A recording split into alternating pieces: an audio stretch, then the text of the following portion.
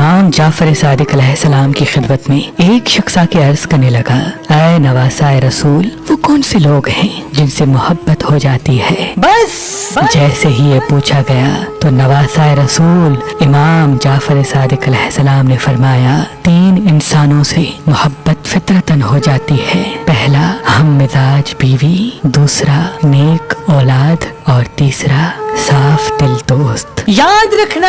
میں نے اپنے بابا، انہوں نے اپنے بابا، انہوں نے اپنے بابا اور انہوں نے اللہ کے رسول سے سنا کہ اس دنیا میں سب سے خوش نصیب انسان وہ ہے جس کے پاس ان تینوں میں سے ایک دولت موجود ہو، کیونکہ اللہ کی طرف سے یہ وہ انمول انعامات ہیں جو انسان کی زندگی کو سکون دیتے ہیں، اور دنیا کا سب سے غریب انسان وہ ہے جو ان تینوں دولت سے محروم ہو، کیونکہ جس کے پاس ان تینوں نعمتوں میں سے کوئی بھی نعمت نہیں ہوتی تو وہ تنہائی کا شکار بن کے مایوسی کی دلدل میں گر جاتا ہے، اور یوں زندگی کی تمام نعمتیں حقیر سی لگتی ہیں، حقیر سی لگتی ہیں۔